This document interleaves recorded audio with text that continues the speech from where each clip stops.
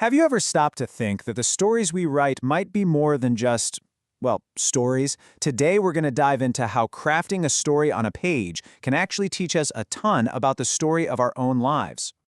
Let's kick things off with this idea. Drama isn't pretend, it's practice. It's kind of like a rehearsal for real life.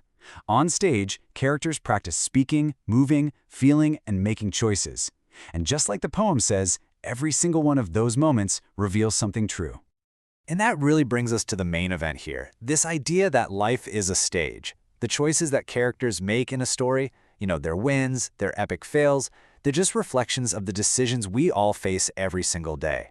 Drama basically just holds a mirror up to our world. So how do we actually build these powerful stories? Well, like any good craft, you need a toolkit. To put together a drama that really grabs people, you've got to master the basic building blocks. So let's open up the toolbox and see what's inside.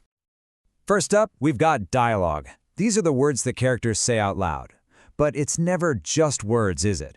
Dialogue is how we figure out who a character is, what they're really after, and what they believe in. A simple line like, "Let's just tell the truth and fix this," tells you so much about a character's moral compass in an instant. Next, we have stage directions. Now these instructions, usually tucked away in parentheses, are absolutely crucial. Why? Because they show us what characters do, not just what they say. A character might be saying one thing, but an action, like hiding an envelope behind her back, tells the audience the real story. After all, actions really do speak louder than words. Okay, what about a scene? Think of a scene like a single snapshot in a big photo album. It's one specific moment, locked in one time and one place, like a school hallway at 3 in the afternoon.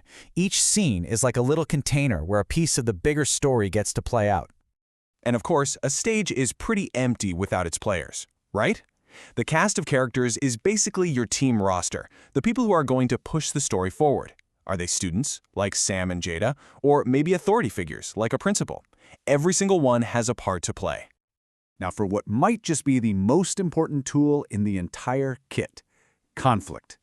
This is the problem, the argument, the big challenge. Honestly, it's the engine of your story. Without conflict, you just have a bunch of people standing around in a room. But with it, now you've got drama. And finally, we have the theme. Look, if conflict is the engine, then theme is the destination. It's the big idea, the so what of the whole story. What is this story really trying to say about life, or courage, or friendship? That's your theme. Now, out of all those tools we just talked about, two of them are especially important: conflict and theme. They're kind of like the power couple of storytelling. Let's take a closer look at how they work together to give a story its purpose, its heartbeat. The way they work together is actually pretty simple, but it's so profound. The conflict is the problem the characters have to deal with. That's the what of the story. The theme is the lesson they learn from facing that problem. That's the so what. You really can't have one without the other. And here's the really cool part. This connection between a challenge and its meaning isn't just a rule for writing. It's a blueprint for life itself. Think about this verse from Hebrews. It talks about life as a race we're supposed to run with perseverance. It's suggesting that our own lives are a story, a journey with a path already marked out for us. So it really makes you wonder, right?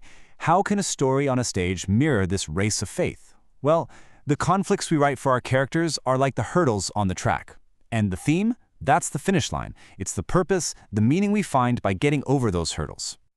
Okay, so now you've got the tools, and you understand what gives a story its heartbeat. It's your turn to create something. It's time for you to be the playwright. So, here's a little challenge to get you started. Write a mini play. The recipe is super simple. Grab 2 characters, write a handful of lines, toss in at least one stage direction, and make sure there's a little conflict that hints at a bigger theme. That's it. And as you're writing, you can use this little table as your guide. Before you say you're done, just ask yourself, do my characters sound different from each other? Did I use an action? Is the problem clear? And does it point to a bigger message?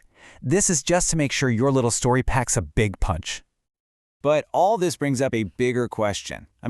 Why are we even bothering to learn how to write these little dramas? What's the real point of understanding how a story works? Well, think about this. Storytelling has always been one of the most powerful ways to teach anything. Jesus famously used parables, which are really just short, dramatic stories with characters, conflict, and a life-changing theme, to share these huge truths in a way people could actually understand, remember, and use in their own lives. And that's when it all kind of clicks, right? Practicing how to write a story with purpose helps us realize that we're living in a story with purpose.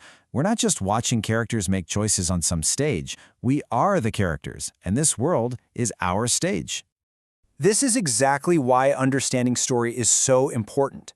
Just like a character's choices decide how their story ends, our choices shape our lives. The goal isn't just to be a clever character, but a wise one. This idea is right there in Romans, which teaches that a mind focused on what's good and true, the theme of our life, you could say, is what leads to peace. So, as we wrap this up, I want to leave you with just one final thought. Your life is a story that's being written at this very moment. Every choice you make, every word you say, it's all part of it. So the question is, what are you going to write on the next page?